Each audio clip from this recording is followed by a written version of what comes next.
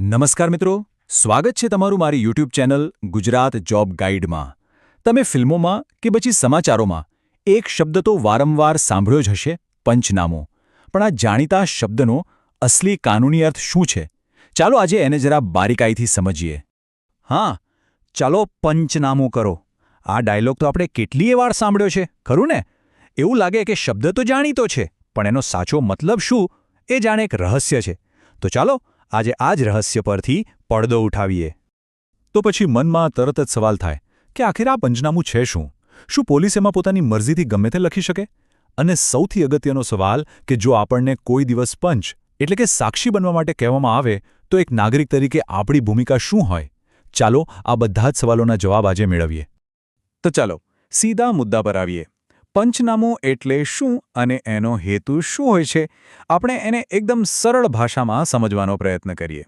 જુઓ, પંચનામું શબ્દને જ તોડીને સમજીએ. એ બે શબ્દોથી બન્યો છે. પંચ, જેનો મતલબ થાય સાક્ષી, અને નામું એટલે કે દસ્તાવેજ. તો સીધી વાત છે, આ એક સાક્ષી દસ્તાવેજ છે. મતલબ કે જ્યારે પોલીસ કોઈ ગુનાની જગ્યા પર તપાસ કરવા જાય ત્યારે ત્યાં જે કંઈ પણ દેખાય, જે પણ વસ્તુઓ મળે, એ બધાનું લેખિતમાં વર્ણન આ દસ્તાવેજમાં કરવામાં આવે છે. પણ સવાલ એ છે કે આવું કરવાની જરૂર શું છે?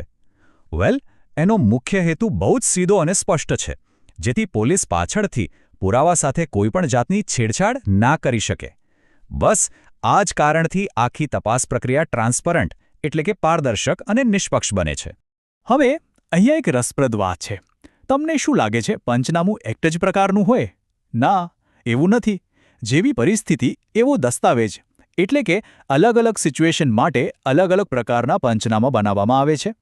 સામાન્ય રીતે પંચનામાના મુખ્ય 4 પ્રકાર હોય છે. ચાલો ફટાફટ જોઈ લઈએ. પહેલું છે સ્પોટ પંચનામું, જે સીધું ગુનાના સ્થળ પર જ બને. બીજું ધરપકડ પંચનામું, જેમાં આરોપી પાસેથી શું શું મળ્યું એ બધું લખાય. પછી આવે છે ત્રીજું જપ્તી પંચનામું. માની લો કે કોઈ હથિયાર કે ચોરીનો માલ જપ્ત કર્યો હોય ત્યારે આ બને. અને ચોથું છે ઇન્ક્વેસ્ટ પંચનામું, જે કોઈ શંકાસ્પદ મૃત્યુ થયું હોય તો એ કેસમાં મૃતદેહની સ્થિતિનું વર્ણન કરવા માટે હોય છે. ઓકે, તો આ આખી પ્રોસેસમાં સૌથી અગત્યની કડી કોણ છે ખબર છે? એ છે આપણા જેવા સામાન્ય નાગરિક એટલે કે પંચ. પણ શું કોઈ પણ વ્યક્તિ પંચ બની શકે? એના માટે શું લાયકાત જોઈએ? ચાલો એના પર એક નજર કરીએ. જુઓ, કાયદા પ્રમાણે પંચ બનવા માટેની 3 મુખ્ય શરતો છે. સૌથી પહેલું તો એ વ્યક્તિ પુખ્ત હોવી જોઈએ. મતલબ કે એની ઉંમર 18 વર્ષથી વધારે હોવી જોઈએ. બીજું, એ વ્યક્તિ નિષ્પક્ષ હોવી જોઈએ. એટલે કે એનો પીડિત કે આરોપી બેમાંથી કોઈની પણ સાથે કોઈ લેવા દેવા ન હોવી જોઈએ. અને ત્રીજું, એ વ્યક્તિ એ જ વિસ્તારની કે પછી નજીકના વિસ્તારની રહેવાસી હોવી જોઈએ. હવે ઘણા લોકોને એવો ડર લાગે કે ભાઈ પંચ બન્યા તો પછી કોર્ટ કચેરીના ધક્કા ખાવા પડશે. અને હા, એ ડર અમુક અંશે સાચો છે. પણ અહીંયા એક વાત સમજવી બહુ જરૂરી છે. ન્યાયની પ્રક્રિયામાં મદદ કરવી એ આપણી એક નાગરિક તરીકેની ફરજ પણ છે. અને જો આપણે જે જોયું છે એ જ સાચું કહીએ તો પછી ડરવાની કોઈ જરૂર નથી. સારું, તો ચલો માની લઈએ કે તમને ક્યારેક પંચ તરીકે બોલાવવામાં આવે તો તમારી કેટલીક જવાબદારીઓ પણ બને છે. અને ખાસ કરીને પંચનામા પર સહી કરતા પહેલાં અમુક બાબતોનું ધ્યાન રાખવું તો ખૂબ જ જરૂરી છે.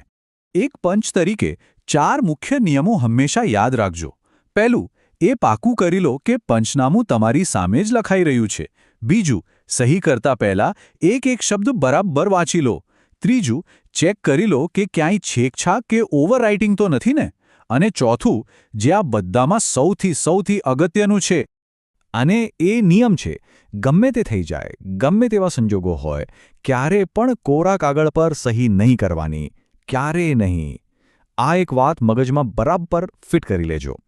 તમને થશે કે આટલી બધી સાવચેતી શા માટે? કારણ કે દોસ્તો, એક પંચ તરીકે તમારી એક સહીમાં ન્યાયને સાચી દિશા આપવાની જબરદસ્ત તાકાત રહેલી છે. હંમેશા યાદ રાખજો, તમારી એક સાચી સહી કોઈ નિર્દોષ વ્યક્તિનું જીવન બચાવી શકે છે, તો બીજી તરફ કોઈ ગુનેગારને સજા પણ અપાવી શકે છે. કોર્ટમાં એની કિંમત ખરેખર અમૂલ્ય છે. તો હવે આપણે સમજી ગયા કે પંચનામું એ માત્ર એક કાગળનો ટુકડો નથી, પણ એ તો ન્યાયની પ્રક્રિયાનો એક બહુ જ મહત્વનો આધારસ્તંભ છે. અને આ જાણકારી આપણને એક સશક્ત અને જાગૃત નાગરિક બનાવે છે. તો આના પરથી એક સવાલ મનમાં જરૂર આવે કે પંચ તરીકેની ભૂમિકા સિવાય એક જાણકાર નાગરિક તરીકે આપણે આપણી ન્યાય પ્રણાલીને વધારે પારદર્શક બનાવવા માટે બીજું શું કરી શકીએ? આ સવાલ પર જરૂરથી વિચાર કરજો. તો મિત્રો, આ હતી સંપૂર્ણ માહિતી. જો તમને આ માહિતી ઉપયોગી લાગી હોય તો વિડીયોને લાઇક કરો, મિત્રો સાથે શેર કરો અને ચેનલને સબસ્ક્રાઇબ કરવાનું ભૂલશો નહીં. અને હા, દરરોજની સરકારી અપડેટ સૌથી પહેલાં મેળવવા અમારું ટેલિગ્રામ ગ્રુપ જોઈન કરી લો, લિંક ડિસ્ક્રિપ્શનમાં છે. મળીએ ફરી એક નવી સરકારી ભરતી સાથે. જય હિન્દ, જય ગુજરાત.